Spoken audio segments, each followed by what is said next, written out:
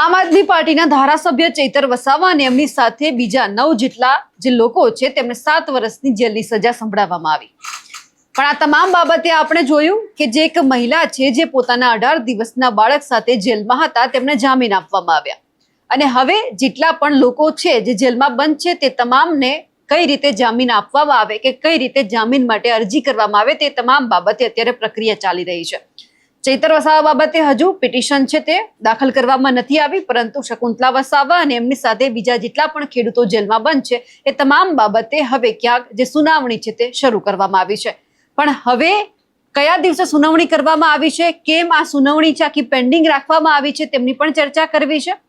સાથે સાથે ચર્ચા એ પણ કરીએ કે જે રીતે આદિવાસી વિસ્તારના લોકોના જેટલા પણ પ્રશ્ન છે એ તમામ પ્રશ્ન બાબતે અત્યારે આપણે જોયું કે ચૈતર વસાવા લડતા આવ્યા છે કે જે આદિવાસી વિસ્તારના લોકોને જે જળ જંગલ જમીન જે એમને જ્યારે વિરાસતમાં મળેલું છે તો જ્યારે પોતાની જમીન ખેડવા જાય છે તો પોલીસ એમને રોકે છે। એ તમામ બાબતે મનસુખ વસાવાએ આજે હર્ષ સંઘવીને પણ પત્ર લખ્યો છે, તે બાબતે પણ ચર્ચા કરવી છે। સાથે સાથે ચર્ચા એ પણ કરીએ કે જે રીતે આમ આદમી પાર્ટીનું અત્યારે જે રીતે ગુજરાતમાં પ્રભુત્વ વધી રહ્યું છે એ પ્રભુત્વને જોતા હવે અલગ અલગ જે પોતાની ફરજ નિભાવતા વ્યક્તિઓ છે તમામ લોકો આમ આદમી પાર્ટીમાં જોડાવા માંગે છે। વાત કરવી છે સાગર જાપડિયાની પણ, અને આ સાથે સાથે ચર્ચા એ પણ કરી કે જે સુરતનો ખાડી વિસ્તાર છે ત્યાં જે પૂર આવ્યો ને એ બાબતે જોયું કે હર્ષ સંઘવી 2 દિવસથી સુરતની મુલાકાતે છે। અત્યારે શું કામગીરી ચાલી રહી છે, કારણ કે લોકોમાં રોષ હજુ પણ છે, ધારાસભ્ય જાય છે તો એમનો પણ ઉધડો લેવામાં આવે છે। નમસ્કાર, આપ જોઈ રહ્યા છો નિર્ભય ન્યૂઝ અને હું છું આપની સાથે રિધિ। માત્ર 50,000 ભરી અને ડ્રોન વસાવો, ડ્રોન વ્યવસાયની અંદર કમાવો 7 થી 8 લાખ રૂપિયા પ્રતિ વર્ષ। ગુજરાતના ખેડૂતોની પહેલી પસંદ, તો આજે જ સંપર્ક કરો। ચૈતર વસાવા સહિત 9 જેટલા લોકો છે એમને 7 વર્ષની જેલની સજા સંભળાવવામાં આવી।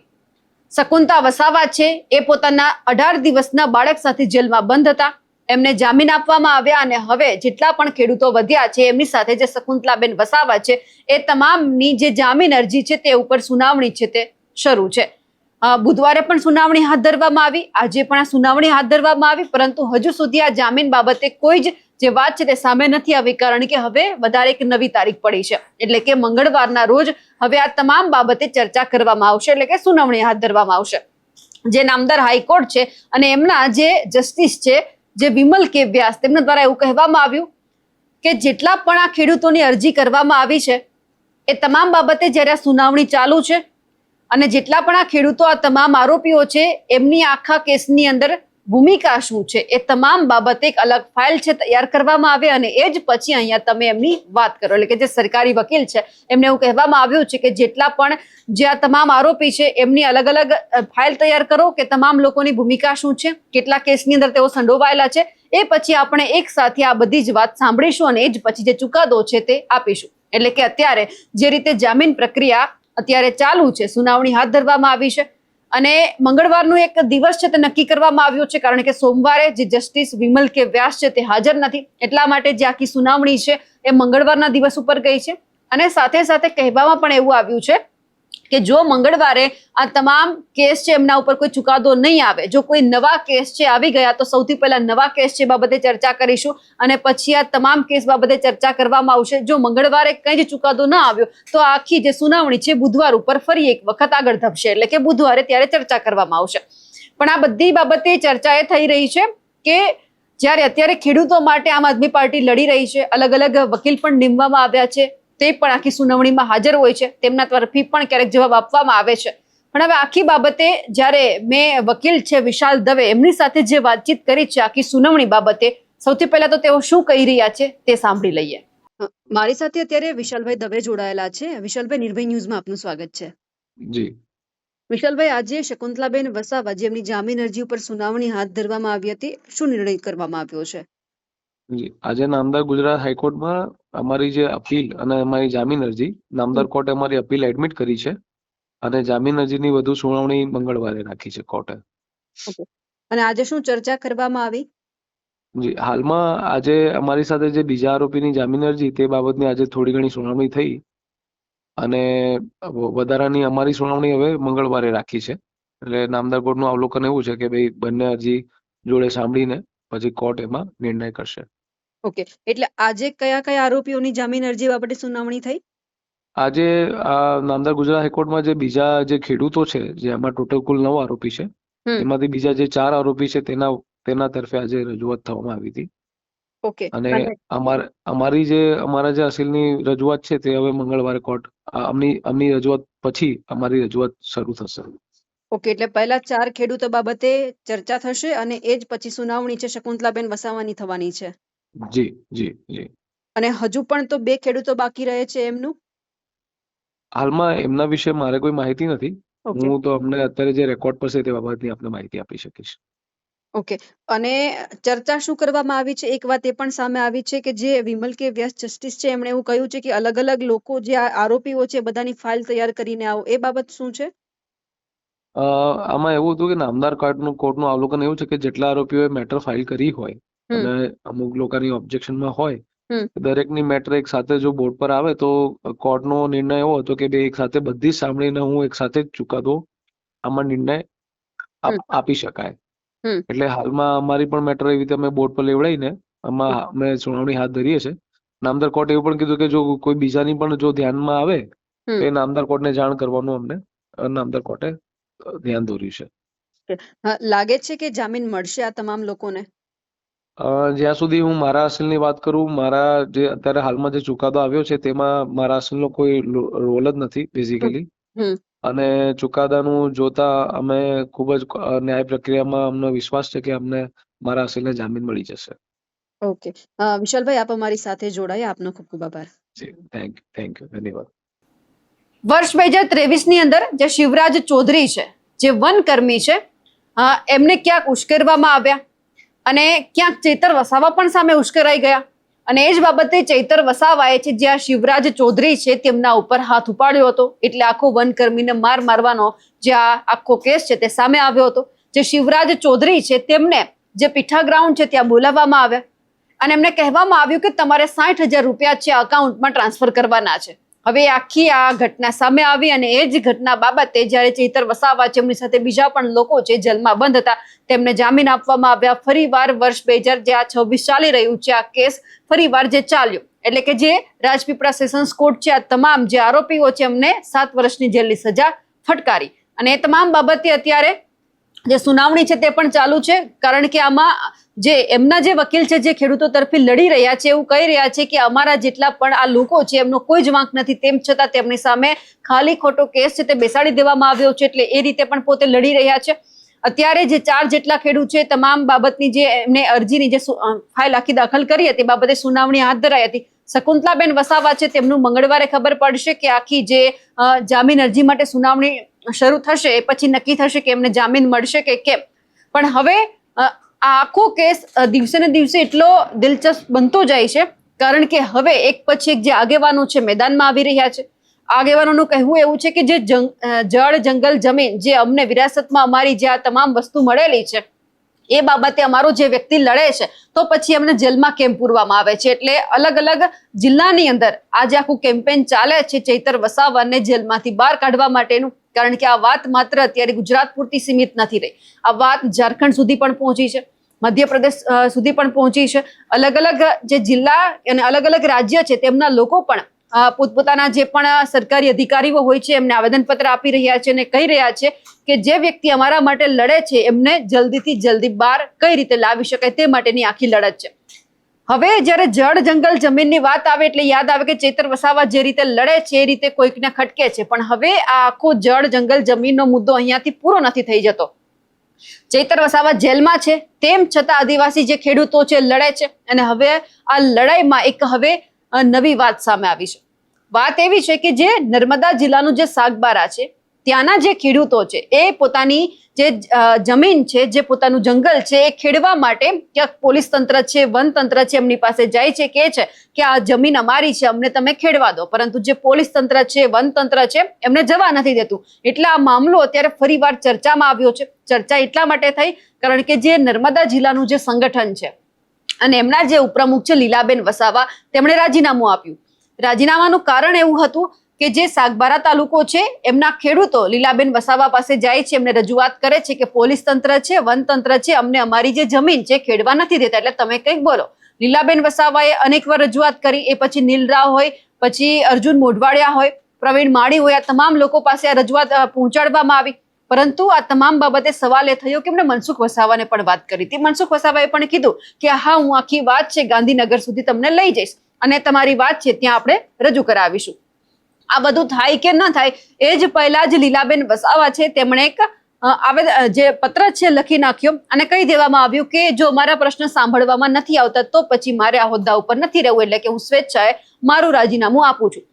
પણ રાજીનામું હજુ સ્વીકારવામાં નથી આવ્યું, એટલે લીલાબેન વસાવા હજુ પણ ઉપપ્રમુખ છે જ. પણ હવે આ તમામ બાબતે મનસુખ વસાવા છે તે મેદાનમાં આવ્યા છે. મનસુખ વસાવાએ હર્ષ સંઘવીને પત્ર લખ્યો છે અને એમાં ઉલ્લેખ કર્યો છે કે જો નર્મદા જિલ્લાનું જે ઉમરપાડા છે ત્યાંના ખેડૂતોને જો પોતાની જે જંગલ છે, જે પોતાની જમીન છે ખેડવા દેવામાં આવતી હોય, ત્યાં પોલીસ કે વનતંત્ર છે એમને રોકટોક નથી કરતા, તો પછી આ જ વાત સાગબારા તાલુકામાં કેમ લાગુ નથી પડતી? ઉમરપાડાના જે ખેડૂતો છે એમના માટે કેમ બધી જ વાત છે એ તંત્ર સ્વીકારે છે, એમને એમના ખેતરની અંદર, એમના જંગલની અંદર જવા દેવામાં આવે છે, તો સાગબારા તાલુકો છે ત્યાંના ખેડૂતોનો વાંક શું છે કે કેમ તેમને જવા દેવામાં નથી આવતા? એ બાબતે પત્ર લખવામાં આવ્યો છે, વિનંતી પણ કરવામાં આવી છે કે જે રીતે ઉમરપાડા તાલુકાના જેટલા પણ આદિવાસી ખેડૂતો છે, જે અત્યારે વાવણીનો સમય છે, એટલે સ્વાભાવિક છે કે ખેડૂત પોતાના ખેતરમાં જાય, વાવણી માટે પોતાનું ખેતર તૈયાર કરે.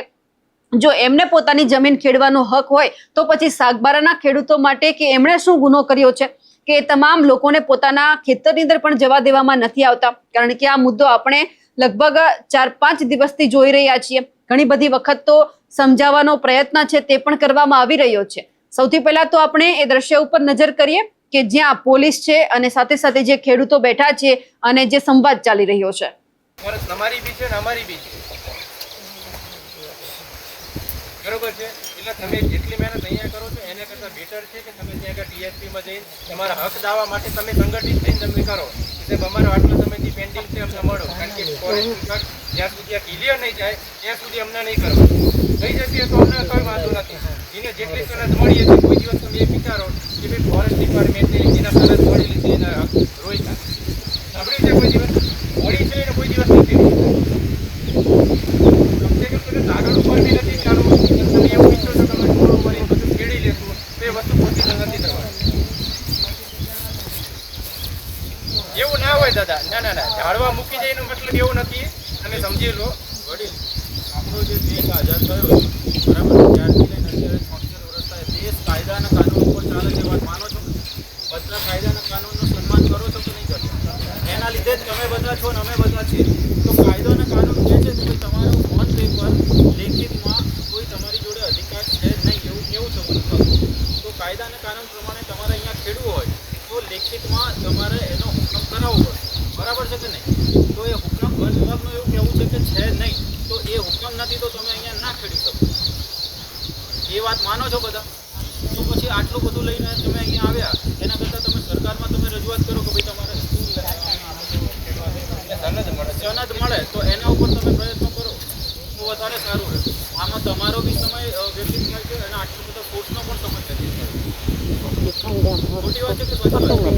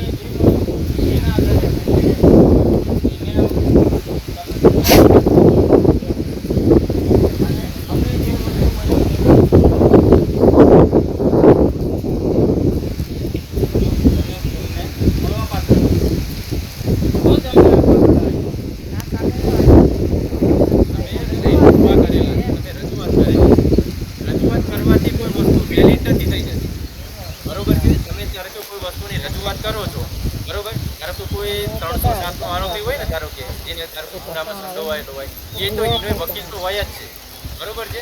એનો મતલબ એવો નથી કે બે ગુના છે. કહેવાનો મતલબ અમારો આપણે એમ શું કહેતો કે એમને કયું કાગળ જોઈએ આ સનદ નથી. તમારે સનદ જોઈશે તો વન વિભાગ વાળા તમને ખેડવા દે અને સનદ નથી આમાંથી કોઈને નથી. હવે જે રીતે સાગબારા જે આ તાલુકો છે ત્યાંના ખેડૂતો છે એ પોતાના અનેક પ્રશ્નોને લઈને અનેકવાર અનેક નેતાઓ સુધી તેમણે રજૂઆત કરી છે અને આ તમામ બાબતે આપણે જોયું કે નરેશ પટેલ હોય, અર્જુન મોઢવાડિયા હોય, પ્રવીણ માળી હોય કે પછી આ તમામ લોકો સાથે જે વાતચીત કરવામાં આવી છે, ખાસ કરીને હરસંઘવી છે, એમની સાથે ટેલિફોનિક વાતચીત પણ થઈ છે. કેમ? કારણ કે તમામ લોકો ઈચ્છે છે કે જો અત્યારે ચોમાસાનો માહોલ છે, ચોમાસું છે, વરસાદ આવે છે અને સિઝનનો એક જ પાક એ લોકો લઈ શકે છે તો પછી એમને એમના ખેતરમાં જવા દેવામાં આવે, જેથી કરીને એમને કંઈક ઉગાડવું છે તો ઉગાડી શકે અને પોતાનું જે પરિવાર છે એમનું ગુજરાન ચલાવી શકે. કારણ કે આપણે જોઈ રહ્યા છીએ કે આદિવાસી વિસ્તારની અંદર ચોમાસુમાં જે પાક લેવામાં આવે પછી શિયાળો હોય કે ઉનાળો, ત્યાં જો પાણી ન પહોંચે તો એ પછી લોકો છે ખેતી નથી કરી શકવાના. એટલે સ્વાભાવિક છે કે ખેડૂતોની માંગ છે કે જે સમયે અમને કુદરત તરફથી જો અમને પાણી મળે છે તો પછી અમે ખેતી કેમ ન કરીએ, અમને કરવા દેવામાં આવે. એટલે હવે જોવાનું છે કે રજૂઆત તો કરવામાં આવી છે, પરંતુ આ તમામ જે ખેડૂતો છે એમને ક્યારે એમના ખેતરમાં જવા દેવામાં આવશે અને સાથે સાથે ક્યારે એમને જે ખેડાણ કરવું છે તેમના માટેની પણ પરવાનગી મળી જશે. હવે ચર્ચા કરવી છે આમ આદમી પાર્ટીનો જે રીતે દિવસે ને દિવસે એક પ્રભાવ છે તે ગુજરાતમાં વધી રહ્યો છે. આ વાત અમે એટલા માટે કરી રહ્યા છીએ કારણ કે આપણે જોયું કે એક પોલીસ કર્મચારી છે, પોલીસ કોન્સ્ટેબલ તરીકે પોતાની જે ફરજ છે તે નિભાવી રહ્યા છે, પરંતુ એમને એમાંથી રાજીનામું આપવું છે અને આમ આદમી પાર્ટીમાં જોડાવું છે. કારણ શું છે? કારણ માત્ર એક જ છે કે જે આમ આદમી પાર્ટીની અંદર જે રીતે નેતાઓ લડી રહ્યા છે, જે રીતે પ્રશ્ન ઉઠાવવામાં આવી રહ્યા છે, ખેડૂત બાબતે હોય કે પછી કોઈ પણ બીજા બાબતે, એ પ્રશ્ન આપણે જોયું કે ભાજપ કે પછી કોંગ્રેસ છે તો ઉઠાવવાની નથી. ભાજપ તો આમ પણ ના ઉઠાવે કારણ કે સત્તા પક્ષમાં છે, એમને માત્ર કોઈ પરિણામ હોય એમના ઉપર મહોર મારવાની હોય છે. એટલે જે સાગર જાપડિયા છે એમને એવું લાગે છે કે તે પોલીસની આ નોકરી કરીને એમનાથી કંઈ જ ન થાય, એમને સમાજ સેવા કરવી છે, આમ આદમી પાર્ટીમાં જોડાવું છે. સાથે સાથે આપણને ખબર છે કે કોઈ વ્યક્તિ કોઈ પણ પક્ષમાં એમને નથી જોડાતો, કાં તો એમને કંઈક જોતું હોય છે અને કાં પછી એમને કંઈક સાબિત કરીને બતાવવું હોય છે કે ખરેખર રાજકારણમાં કેમ આવવા માંગે છે. હવે જે સાગર જાપડિયા છે એમના કેસમાં એવું લાગે છે કે એ કંઈક જો પક્ષમાં જોડાશે તો એ પોતાના સમાજ માટે, એ રાજ્ય માટે કંઈક કરી શકશે. એમને એવું લાગે છે કે આમ આદમી પાર્ટીમાં જોડાશે તો એ લોકોનો અવાજ બનશે, લોકો માટે લડશે. પણ સાગરભાઈને એ વાત પણ કહેવાની કે જો લડવાનું તો એમને ભારતીય જનતા પાર્ટીની સામે છે, લડશે કઈ રીતે, પરિણામ કઈ રીતે આવશે એ બધી જ એમને અત્યારથી જ ક્યાંક છે વિચારણા કરવી પડશે. કારણ કે રાજકારણમાં આવવા માટે બહુ બધા ચહેરાઓ છે, બહુ બધા લોકોને લડવું પણ છે. ચલો માની લઈએ ટિકિટ પણ આપી દે, તમે જીતી પણ જાઓ, પરંતુ જે તમે વિચાર સાથે, જે તમે ઈચ્છા સાથે અહીંયા આવ્યા છો કે ના હું સરકારની સામે લડી લઈશ, મારા લોકોને જે જોઈએ છે એ તમામ વસ્તુ છે હું સરકારની પાસેથી કઢાવી લઈશ, પરંતુ આ ભારતીય જનતા પાર્ટીની સરકાર છે, અહીંયા કંઈ પણ કામ જો તમારે કરવું હોય તો તમને આંખે પાણી આવી જાય છે. આ દાખલો અમે એટલા માટે આપી રહ્યા છીએ કારણ કે અત્યારે જે રીતે ખેડૂતો છે વીજ થાંભલા નાખવામાં આવી રહ્યા છે એમના ખેતરમાં, એ તમામ બાબતે લડી રહ્યા છે, પરંતુ એ ખેડૂત જ જાણે છે કે અત્યારે એમની પરિસ્થિતિ શું છે.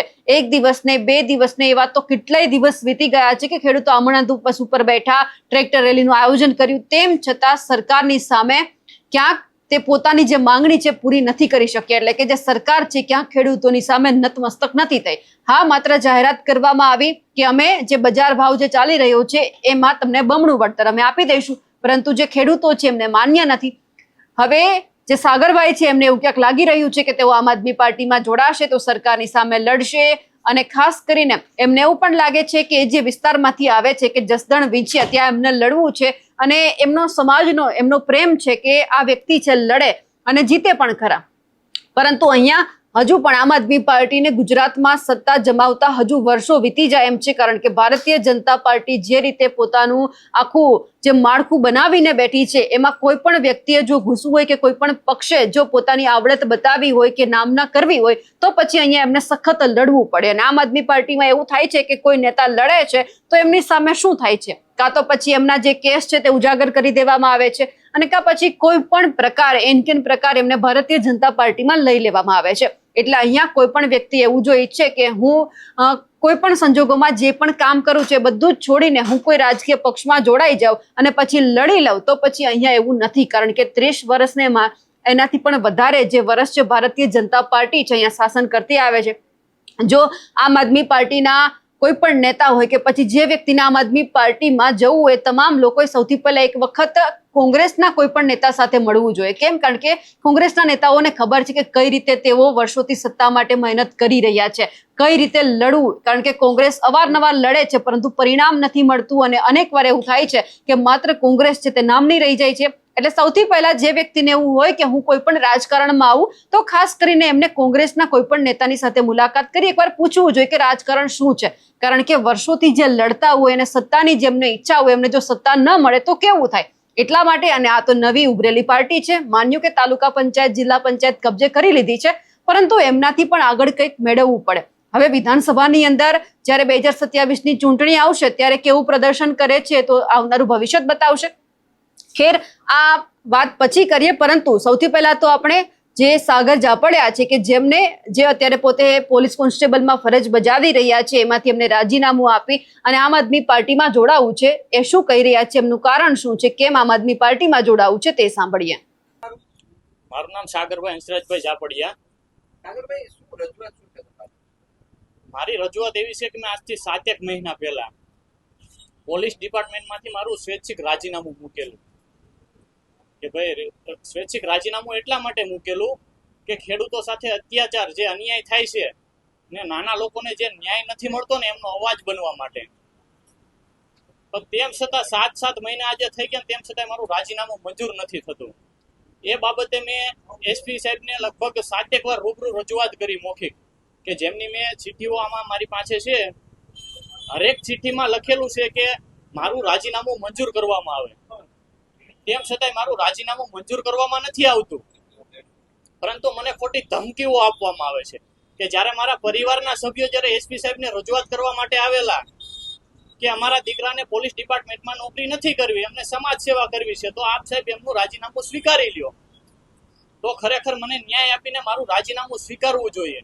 તો મને ન્યાય આપવાને બદલે એસપી સાહેબ દ્વારા મને એવું કહેવામાં આવ્યું, મારા પરિવારને એવું કહેવામાં આવ્યું કે તમારા દીકરાને કયો ચૂપચાપ નોકરી કરે.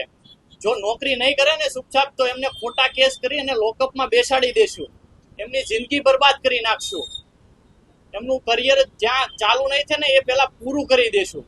હવે વિચાર કરો, જે રક્ષક છે, જે ખાખી પહેરે છે અને ખાખી જો હણશે તો આમ જનતાનું શું થશે? જે ખેડૂતો સાથે અત્યાચાર થાય છે, અન્યાય થાય છે, જે નાના લોકોને ખરેખર એમનો અવાજ દબાવવામાં આવે છે, એમને ન્યાય નથી મળતો, એમનો અવાજ બનવા માટે મને કહેવાય કે આમ આદમી પાર્ટીની વિચારધારા ગમે છે, જે ભ્રષ્ટાચાર વિરુદ્ધ, કે જે યુવાનો સાથે જે અન્યાય થાય છે, ખરેખર એમને નોકરી મળવી જોઈએ ને ખરેખર પેપર ફૂટી જાય અને બીજાને મળી જાય છે. જે હંમેશા ખેડૂતો માટે અન્યાયને આંદોલન કરતા આવ્યા છે, એટલે હું એમની વિચારધારા સાથે જોઈન્ટ થવાનું છું.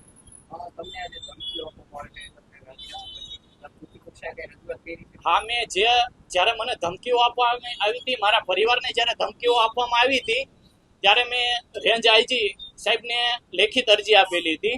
એમના 1 મહિના સુધી કોઈ પણ ન્યાય મને ના મળ્યો, એટલે મેં પોલીસ વિભાગના ડીજીપી સાહેબને લેખિતમાં અરજી આપી કે ખરેખર મારી સાથે આવો અન્યાય થાય છે, અત્યાચાર થાય છે, મને સતત માનસિક ટોર્ચર કરવામાં આવે છે. કે એમ કહેવાય ને કે જ્યાં સુધી ખોટી રીતે 100 કિલોમીટર બદલી કરવામાં આવે છે કોઈ પણ કારણોસર 6 મહિનામાં. એ ટોટલ પુરાવા સાથે મેં ડીજીપી સાહેબને, માનવ અધિકાર પંચને અને હોમ ડિપાર્ટમેન્ટમાં લેખિત અરજી આપેલી છે, પણ મને કોઈ પણ જગ્યાએથી ન્યાય નથી મળ્યો.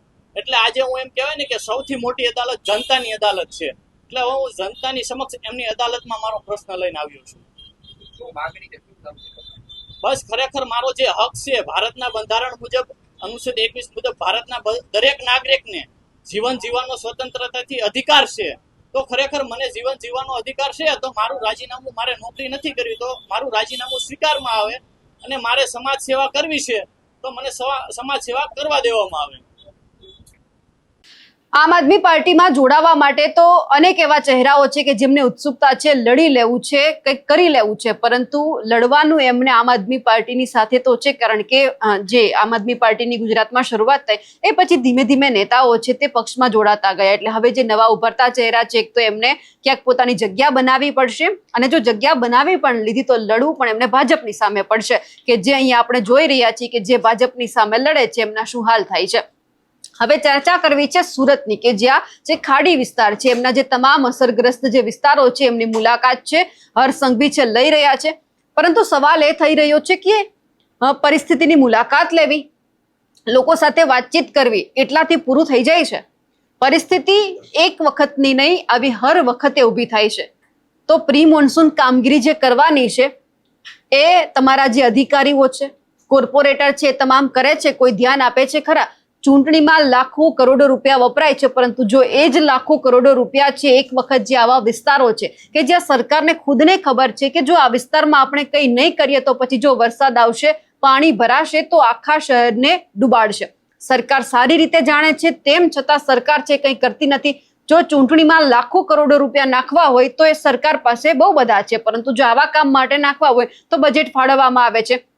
અમુક નેતાઓ તો એવું કહી દે છે કે જો સુરત છે મોટું શહેર છે, અહીંયા કરોડો રૂપિયાની ગ્રાન્ટ પણ આપવામાં આવે છે ભ્રષ્ટાચાર કરવા માટે. સૌથી અહીંયા મહત્વનો અને મોટો રસ્તો જો કોઈ હોય તો એ સુરત છે, અને અહીંયા મસ્ત મોટો ભ્રષ્ટાચાર પણ થાય છે.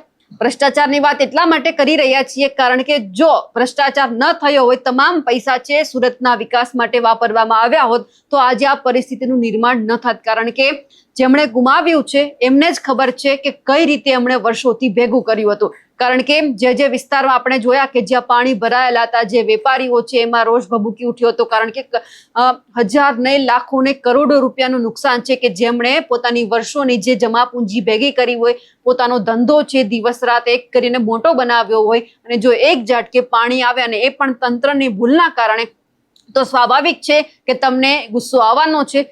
અને વર્ષોની મહેનત છે તમારી એક ઝાટકે પાણીમાં તમારી આંખોની સામે વહેતી હોય તો કદાચ એ જ લોકોને ખબર હશે કે કઈ રીતે આ બધું ભેગું થયું છે. એટલે તંત્રના જેટલા પણ અધિકારીઓ છે એમને પણ કહેવાનું છે કે ભ્રષ્ટાચાર ઓછો કરો, જે કામ માટે જે તમને પૈસા ફાળવવામાં આવ્યા છે એમાં તમે વધારે ધ્યાન આપો. સવાલ એટલા માટે આજે થઈ રહ્યો છે કે એક તરફ આપણે એવા પણ વિડીયોઝ જોયા હતા કે જ્યાં લોકોમાં રોષ છે તે ભારોભાર આપણને ભભૂકી ઉઠ્યો એવું દેખાઈ રહ્યું હતું. પછી એ જે વ્યાપારીઓ છે હર્ષ સંઘવી એમના અલગ અલગ વિસ્તારની મુલાકાત લીધી એટલે ગુસ્સો છે તે ક્યાંક શાંત પણ થઈ ગયો હતો. પરંતુ આ દ્રશ્ય માત્ર અહીંયા સુધી સીમિત નથી રહેતા. એક દ્રશ્ય આજે આપણે એ પણ જોયા કે જે ઉધનાના ધારાસભ્ય મનુ પટેલ છે એ જ્યારે અલગ અલગ અસરગ્રસ્ત વિસ્તારો છે તેમની મુલાકાત લઈ રહ્યા હતા ત્યારે લોકો એમનો ઉધડો લીધો છે, લેવાના છે. કારણ કે તમે જે બે હાથ જોડી અને જે તમે મત માંગવા માટે જાઓ છો ત્યારે હરેક શબ્દ તમને આ સમયે યાદ આવવો જોઈએ કે જ્યારે વરસાદ જો 1 ઇંચ કે 2 ઇંચ પડે ત્યારે તમારે તમામ સુવિધા છે તમારા મત વિસ્તારના લોકોને કરી દેવી પડે. કારણ કે ચોમાસું હોય, વરસાદ કેટલો આવે એ કોઈને નથી ખબર, પરંતુ તમને એ તો ખબર હોવી જ જોઈએ કે તમારા મત વિસ્તારમાં કેટલા લોકો રહે છે, કઈ કઈ જગ્યા પર રહે છે, કે જો વધારે વરસાદ આવ્યો તો એ લોકોનું સ્થળાંતર આપણે ક્યાં કરવું, એમની જે ઘર વખરી છે એમને કઈ રીતે બચાવી, આ બધું તમારે પ્લાનિંગ સાથે ચાલવું પડે. પણ જો ધારાસભ્ય છે, તંત્ર છે, અધિકારીઓ છે, કોઈ જ ચાલતા નથી. લોલમ લોલ પોલમ પોલ બધે જ જોવા મળે છે. એ લોકોને એવું હોય છે કે જ્યારે વરસાદ આવશે ત્યારનું ત્યારે કરી લઈશું, જોઈ લઈશું. પણ અત્યારે આપણે મોજમાં રહીએ, એ તમામ અધિકારી ભારતીય જનતા પાર્ટીના નેતાઓની મોજ અત્યારે ક્યાંક લોકોને સજા રૂપે ભોગવવાનો વારો આવ્યો છે. હવે સૌથી પહેલા આપણે એ પણ જોયું કે અડધી રાત્રે જે હાઈ લેવલ બેઠક કરવામાં આવી હર્ષ સંઘવી દ્વારા, અને તમામ જે અસરગ્રસ્ત લોકો છે એમને જે કેશ ડોલની વ્યવસ્થા છે તે પણ પૂરી પાડવામાં આવી. એટલે કે અત્યારે જેટલા પણ અસરગ્રસ્તો છે તેમને કેશની ચૂકવણી થઈ રહી છે. પરંતુ બીજી બાજુ દ્રશ્ય એ પણ સામે આવ્યા કે જ્યારે મનુ પટેલ છે પોતાના મત વિસ્તારના લોકોને મળવા માટે જાય છે ત્યારે લોકોએ કેવો ઉધડો લીધો એ પણ જોઈ લઈએ.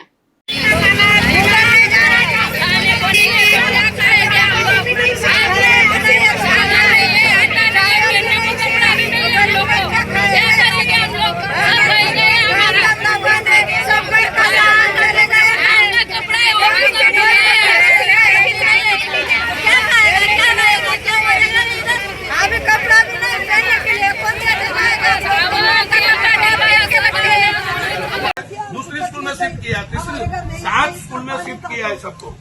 2500 से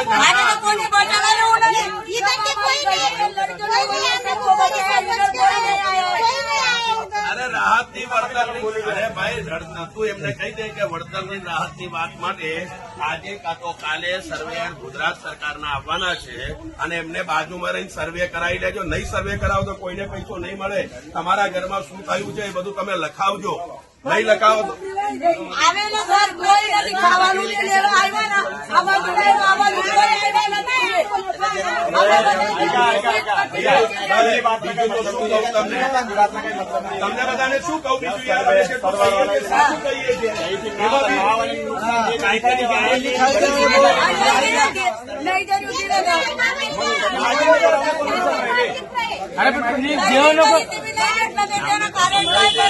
બી જે લખાવશે એનું લિસ્ટમાં નામ આવશે.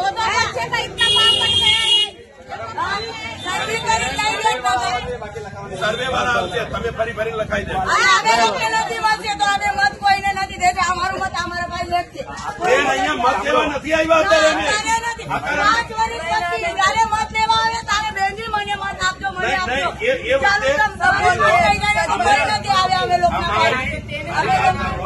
અમારું સેવાનું જે કામ છે એ અમને કરવા દો ત્યારે અમે એ જ કરીએ છીએ. આજે વિસ્તારમાં ફરી રહ્યા છો, કઈ રીતની પરિસ્થિતિ જોવા મળી? આજે તમને દેખાય છે કે હું એક ધારાસભ્ય છું આ વિસ્તારનો.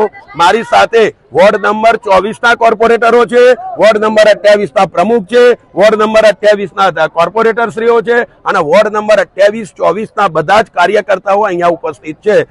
સાથે અધિકારીઓ બી બધે સાફ સફાઈ કરવામાં અત્યારે લાગી પડેલા છે. કઈ રીતની પરિસ્થિતિ જોવા મળી રહી છે અને તમારા સરકાર દ્વારા આ લોકોને કઈ રીતની રાહત? હું એમ કહું છું કે પરિસ્થિતિ જે પ્રકારની છે એને સારી કરવા માટે અમે અહીંયા આવ્યા છીએ. જે પરિસ્થિતિ કઈ પ્રકારની જોવા મળી છે એ તો જોઈ લીધી, પણ હવે એને કઈ રીતે સારી કરવી 3 દિવસની અંદર અમને સમય જોઈએ છે. 3 દિવસની અંદર આ વિસ્તારને પાછો ચગમગ કરતો કરાવી નાખીશું. અહીંયા પાણીની વ્યવસ્થા થઈ જશે, અહીંયા સફાઈની વ્યવસ્થા થઈ જશે, અહીંયા આરોગ્યની વ્યવસ્થા થઈ જશે અને અહીંયા એક પણ અમારો પરિવાર ભૂખ્યો નહીં રહે એ ફ્રૂટ પેકેટની બી વ્યવસ્થા થશે. જ્યાં સુધી પોતાના ઘરનો ચૂલો નહીં સળગે ત્યાં સુધી આ બધા જ પરિવારોને અમે ફ્રૂટ પેકેટ બી આપીશું. 70 કરોડની જો 60-70 લાખની એસેટ હોય તો આવા 2 બાળકોને તમારે ભણાવવા જોઈએ. આમની પાસેથી કામ નહીં લેવું જોઈએ. બરાબર છે? આપણે બધા જ એ જમાનાના વ્યક્તિ નથી, આ નવા જમાનાના વ્યક્તિઓ છે. આપણા પરિવારમાં કોઈ પણ નાનો દીકરો ના ભણતો હોય તો એ આપણે ત્યાં નોકરી ના કરાવાય ને મજૂરી નહીં કરાવવાની, બાળ મજૂરી કરવી એ પાપ છે. અને એના માટે કદાચ આપણા વર્ષની અંદર તમે 10 લાખ કમાતા હોય ને તો 50,000 રૂપિયા આવા બાળકોની પાછળ ખર્ચો. તમે બધા તમે ઉદ્યોગપતિ છો યાર. આજે તમે આયા છો કે મારું 60-70 લાખનું નુકસાન થયું. તમે આજે એમ કહો છો 60-70 લાખનું મારું નુકસાન થયું છે. અરે હું એમ કહું છું કે 10,000નું નુકસાન અમારી માતાનું મારી બહેનોનું થાય છે ને એ 70 લાખથી વધારે છે સાહેબ. પહેલા એ જ કરીએ છીએ, પછી તમારો વારો, તમને નુકસાન નહીં પડવા દઈએ. તમારું બી કામ કરશું, પણ સૌથી પહેલી પ્રાયોરિટી મારી અમારી માતાઓ બહેનોની આ પરિવારની છે. બરાબર? આ પરિસ્થિતિ કે આ વાત માત્ર સુરત શહેર કે સુરત જિલ્લાની નથી. દક્ષિણ ગુજરાતની અંદર અનેક એવા જિલ્લાઓ છે કે અનેક એવા શહેર છે કે જ્યાં પૂર આવ્યું, બધું જ છે જે લોકો છે એમનું ધોવાઈ ગયું. પોતાના નજરની સામે બધું પાણીમાં વહેતું પણ એ લોકોએ જોયું. પણ તંત્ર માત્ર એટલી વાત કરે છે કે અમે તમામ લોકોને સહાય ચૂકવી દઈશું, પરંતુ સહાય એ ચૂકવીને કેટલી ચૂકવશે? વર્ષોની એમની જે જમા પૂંજી છે એટલી તો સરકાર નહીં જ ચૂકવી શકે. આખરે ભોગવવાનો વારો કોને આવે છે? એક સામાન્ય જનતાને. જે વ્યક્તિ ટેક્સ ભરે છે, નાનીમાં નાની બાબતે ટેક્સ ભરે છે કે કઈ વસ્તુ લેવા જાય છે, એમને હરેક બાબતે ટેક્સ ભરવાનો વારો આવે છે અને જે ટેક્સ ભરે છે એમને જ દર વર્ષે ભોગવવાનો વારો આવે. એટલે સવાલ તંત્ર સામે થાય છે કે તમે પૈસા એટલા પણ તમારા ખિસ્સામાં ન નાખો કે લોકોને ક્યાંક એવું લાગે કે હવે તમે જે કામ કરી રહ્યા છો તમારા ઉપર ભરોસો મૂકવો જ નથી.